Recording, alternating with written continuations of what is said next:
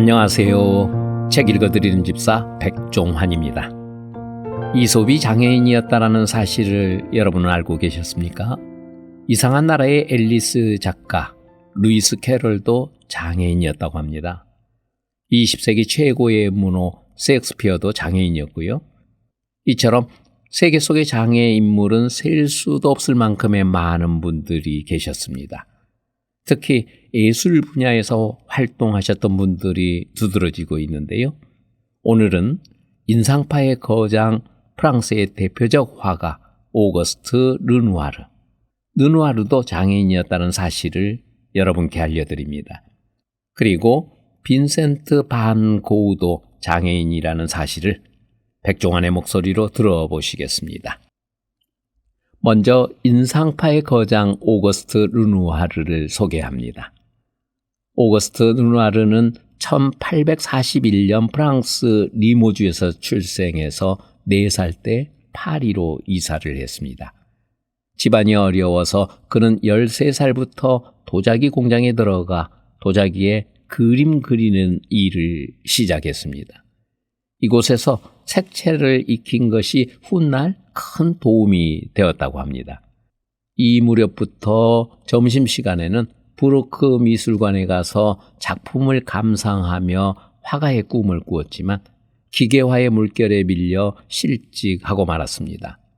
1862년 클레이르의 아틀리에에 들어가 모네, 시슬레, 바자이 등을 알게 되고 또 피사로, 세잔, 기요맹과도 사귀어 훗날 인상파 운동을 지향한 젊은 혁신 화가들과 어울리게 되었습니다. 인상파의 기치를 든 1874년 제1회 전람회에는 작품 판자 관람석을 출품했고 계속해서 제2회와 제3회에도 참가하여 한동안 인상파 그룹의 한 사람으로서 더욱더 눈부시게 빛나는 색채 표현을 했습니다. 작품 물랭 드 라 갈레트와 샤토에서 뱃놀이를 하는 사람들은 인상파 시대의 대표작으로 알려져 있습니다. 1881년 이탈리아를 여행하면서 라파엘로나 폼페이의 벽화에서 감동을 받고서부터는 그의 화풍도 마침내 새로운 전기를 맞이하게 됩니다. 귀국 후 얼마 동안의 작품은 색감과 묘법이 크게 바뀌었고 1890년대부터는 꽃, 어린이, 여성 등 미묘한 대상의 뉘앙스를 관능적으로 묘사하였습니다. 프랑스 미술의 우아한 전통을 근대에 계승한 뛰어난 색채가로서 1900년에 레지옹 도네르 훈장을 받았습니다. 만년에는 지병인 류마티즘 관절염 때문에 손가락에 연필을 묶고 그림을 그리면서도 마지막까지 제작하는 기쁨을 잃지 않았습니다. 최후 10년간은 조수를 써서 조각에도 손대어 작품, 모자와 같은 작품을 남겼습니다. 르누아르는 온몸이 마비되어 항상 집에서 지냈습니다. 친구 마티스가 방문해서 온몸이 뒤틀리는 고통과 싸우면서도 그림을 그리는 르누아르에게 물었습니다. 그렇게 고통스러우면서도 계속 그림을 그리는 이유는 뭔가? 고통은 지나가지만 아름다움은 남기 때문이네. 많은 사람들에게 사랑받고 있는 작품, 모욕하는 사람들은 온몸이 마비된 지 14년 만에 완성한 작품입니다. 다음은 타는 듯한 색채의 빈센트 반 고흐입니다.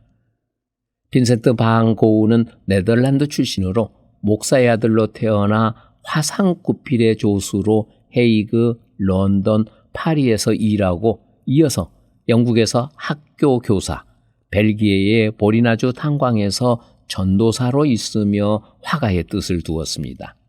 그때 그린 그림이 작품 감자를 먹는 사람들이었습니다. 네덜란드 시절에는 어두운 색채로 비참한 주제가 특징적이었고요. 그 후 파리에서 인상파, 신인상파의 영향을 받습니다. 이상할 정도로 꼼꼼한 필촉과 타는 듯한 색채에 의해 반고흐 특유의 화풍을 전개시킵니다. 주 작품은 해바라기, 아를리의 침실, 의사 가셰의 초상 등이 있습니다.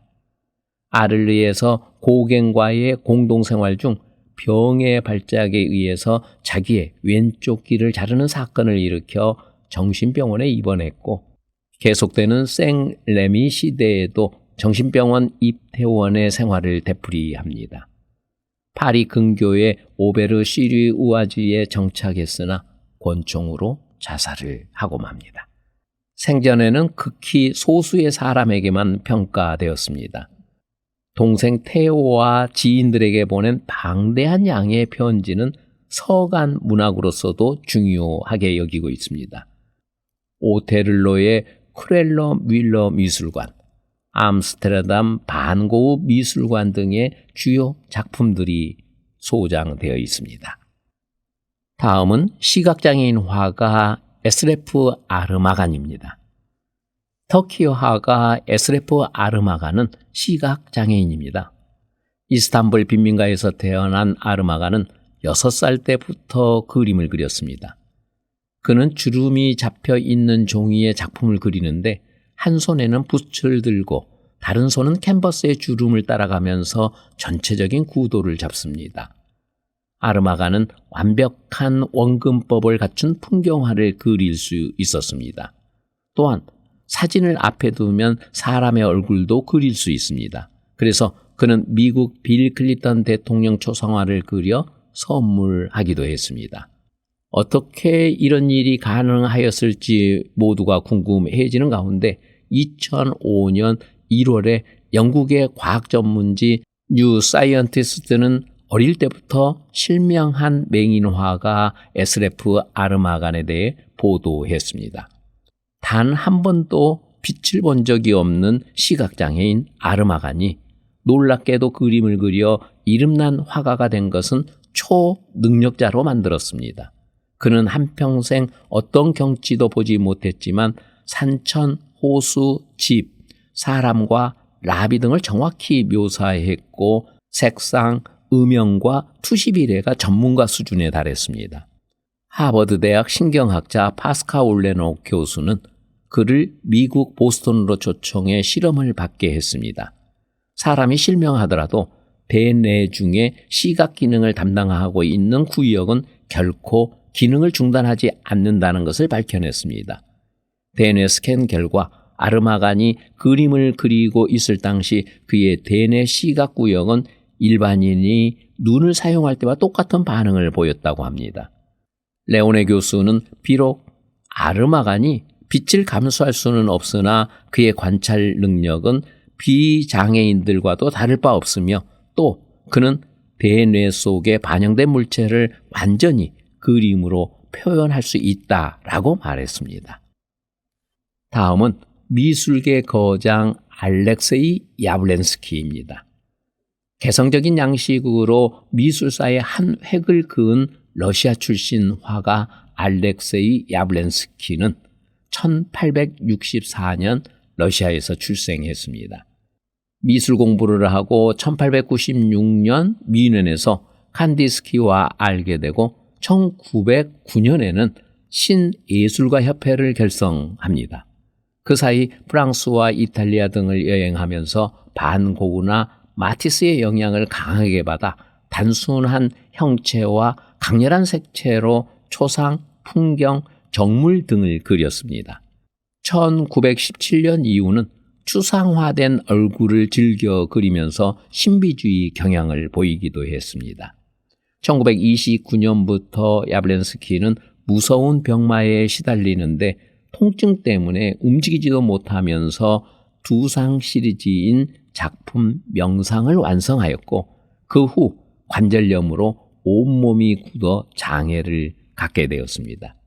나치는 그를 퇴폐 미술가로 몰아붙이기도 했지만 1941년 세상을 떠난 후 야블렌스키는 자신만의 독특한 조형성을 구축한 미술계의 거장으로 평가받고 있습니다.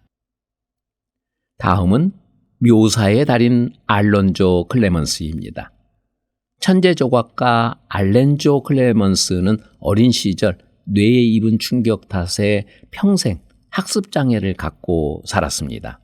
이 사고 탓에 지능 지수가 40까지 떨어진 알론조는 말하는 것조차 불편했지만 우연히 교실에서 접한 점토 덕에 인생이 바뀌었습니다. 점토로 작은 동물을 만들면서 예술에 눈뜬 알론조는 현재 세계 조각가 중에서도 탑 클래스에 속합니다. 놀라울 만큼 세밀한 묘사로 유명한 그는 단 몇 초 사이에 스쳐 지나간 형상을 정확히 작품으로 묘사하는 실력을 가졌습니다. 주로 조각하는 대상은 소나 말입니다. 알론조의 모친은 사고 후 아들은 혼자 구두끈도 묶지 못할 만큼 장애가 심했다고 했습니다. 하지만 어쩐지 조각 하나는 기가 막히게 해냈고요. TV 화면에 잡힌 동물을 머릿속에 떠올리면 30분 안에 똑같은 조각상을 만들어낸다고 합니다. 어떻게 했냐고 물으면 그저 웃으면서 머리를 극적일 뿐. 정말 신기하다라고 모치는 말했습니다. 다음은 빛과 그림자의 마술사 루이스 칸입니다. 건축 디자인계에서 루이스 칸은 전설적인 인물로 평가받고 있습니다. 칸은 빛과 그림자의 마술사로 불리는 독특한 건축 양식을 보여주고 있는데 안면장애를 갖고 있습니다. 칸은 1901년 발트해에 있는 에스토니아의 사레마에서 가난한 유태인의 아들로 태어났습니다. 4살 때 가족과 함께 미국 필라델피아로 이주해서 1914년 미국 시민권을 얻었고요. 어린 시절 너무 가난해서 목탄으로 그린 그림을 팔아 생활을 하던 중 사고로 얼굴에 화상을 입게 됩니다. 얼굴에 절반 이상이 흉터가 있고 성홍열에 걸려 목소리에도 이상이 생겼습니다. 이런 장애 때문에 사람들과 잘 어울리지 않는 내성적인 성격이었는데 그는 혼자서 건축 미학에 빠지게 됩니다. 칸은 1920년부터 1924년까지 필라델피아의 펜실베니아 대학에서 고전주의에 정통한 에콜 데 보자르시 건축을 공부하고 이어 유럽에서 고전 건축을 연구했습니다.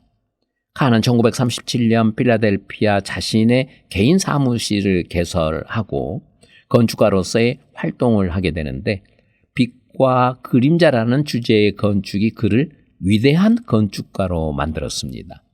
빛과 그림자는 그가 장애 때문에 겪어야 했던 절망과 그것을 뛰어넘을 때의 희망을 표현하고 있습니다. 그러니까 루이스 칸은 전설적인 인물로 만든 것은 다름 아닌 장애라는 것을 알 수 있습니다. 칸은 예일대학, MIT, 펜실베니아 대학 등에서 교수로 있으면서 예일대학 미술관 증축, 펜실베니아 대학 리처드 의학연구소 등을 설계했습니다. 그의 나이 50세를 넘겨 이룬 이 건축물들로 인해 그는 비로소 세계적인 건축가의 반열에 이름을 올리게 되었습니다. 칸은 인도, 파키스탄, 이스라엘, 이란 등 국제적으로 널리 작품 활동을 전개했습니다. 특히 방글라데시아 국회의사당, 캘리포니아 소크 생물학연구소, 뉴햄프셔의 필립 엑서트 도서관, 포트워스의 킴벨 미술관 등이 칸의 대표적인 작품으로 손꼽힙니다. 루이스 칸은 1974년 뉴욕의 펜실베니아 기차역에서 심장 마비로 숨을 거둡니다.